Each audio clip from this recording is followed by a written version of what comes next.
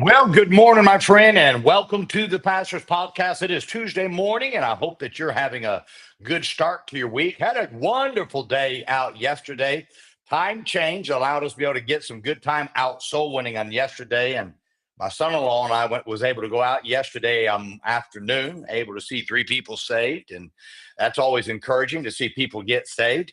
And then, of course, we came back and had our Monday night soul winning with our church, and man, many showed up last night. That was exciting to get it going and getting the week started right. And I hope that wherever you are, you had a good start to your week. And as we continue on the week, now, of course, around here, we're preparing. We got two things coming up next week. Old Paths Conference. I want you to plan on right now coming. Register if you're coming. Registrations have been coming in, and I want you to make sure that you plan on coming. Going to be a great conference. Great conference. Looking for what God's going to do. Then the following week, a week from this Sunday, starts our spring campaign. Drive in for Jesus is the campaign theme. And looking forward to seeing God do something mighty in our church as we go forward, trying to reach people for Jesus Christ. Looking forward to a great, great campaign here as we go forward for the Lord. Well, today, let's talk about when you're in between the miracles. In 2 Kings chapter 2 and verse 15, the scripture says, and when the sons of the prophets, which were to view Jericho, which were to view at Jericho, saw him, they said, the spirit of Elijah doth rest on Elisha. And they came to meet him and bowed themselves to the ground before him. Now, the ministries of Elijah and Elisha are challenging ministries for any believer or preacher who desires to emulate their ministries. These men saw many miracles in their ministries, and we know that Elijah saw 14 miracles that are mentioned in the scriptures, but Elisha saw 28 miracles in the ministry. Now, it's worth noting that Elisha requested a double portion of Elijah's spirit to fall upon him, and the scriptures show that God did give Elisha a double portion of everything that he gave to Elijah. That is amazing right there. Now, if you're like me, I want God to do the miraculous in my life and ministry, and I want that all the time. But it is easy to read about the miracles of these two men and even the miracles we see in the ministry of Christ and almost get discouraged because we don't seem to get the same miracles that these in the scriptures had. Now, here's our problem. Our problem as humans is that we expect these things every week.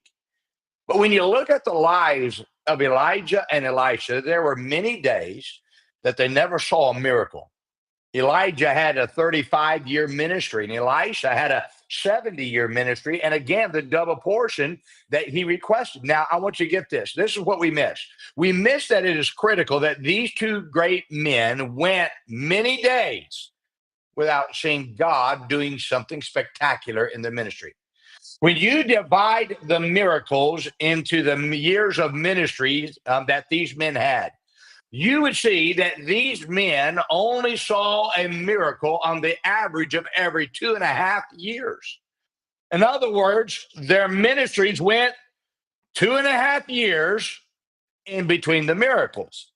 Now, but in those 2.5 years, this is what happened. These men continued to do what was right. Even though they didn't see the spectacular, they continued to do what was right.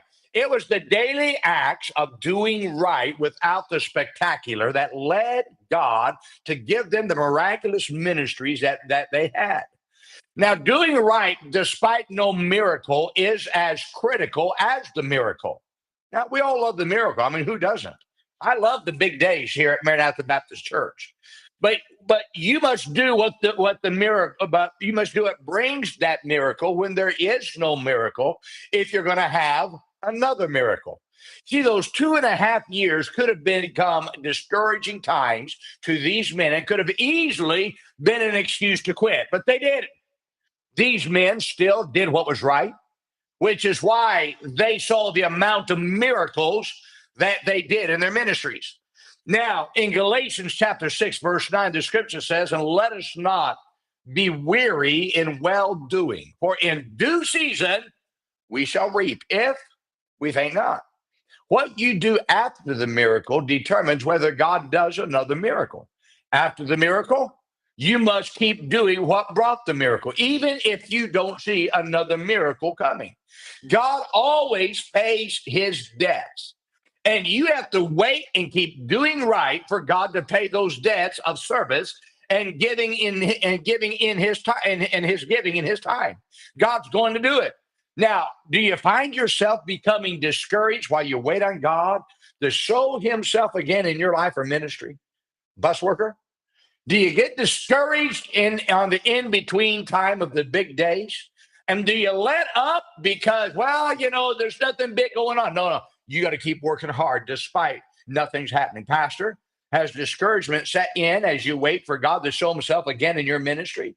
Now, we've got to forget, we got to remember this. Never forget that the great men of God, Elijah and Elisha, and every other man that we call a great man, only saw God do great miracles in between times.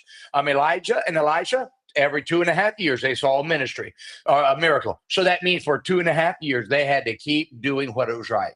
Now, this is what is critical. If you don't quit, don't quit. My friend, I'm telling you, God will come through. It's not easy at times. And there are times, and there's no doubt, there's at times that it's like, God, can you do something now? And God hears the prayer. But you just got to determine that if I don't see the miracle, I'm going to do what's right. And if I continue doing what's right, I'm going to tell you right now, you can't sow without reaping. They that sow in tears shall reap in joy. Galatians 6, be not weary in well doing. How many times do we quote those scriptures? But my friend, we won't see the result of those scriptures if we quit. You got to keep on going. Quitting, take the quitting out of your dictionary, take the quitting out of your options, keep doing right. And when it seems like nothing is happening, it seems like the whole thing is turned upside down, you got to keep on going. I want to brag on one of my people in my church. I think of Miss Ebony Walker. She's a single lady, and she runs a bus route. She's been running a bus route since I've been here, but she's always been on the smaller side of the bus routes. She's always ran me the 9 to 12, and she'd jump up and then she goes right back down. But now she's got one of our larger bus routes because she keeps on going. She doesn't quit. My friend, that's what it takes. It takes people that are just going to say, I'm going to keep on knocking doors. And it don't matter if everybody else has a bigger day than me, just going to keep on doing it until God comes through in my side and in my ministry and do what we're supposed to do. That's the secret to soul winning, to building a ministry, no matter what it is, and to life, is keep doing what you're supposed to do until God brings the miracle. Well, I hope this is a great challenge to you today, not to quit. Now, let's remember today, be good to everyone. Everyone's having a tough time. Have a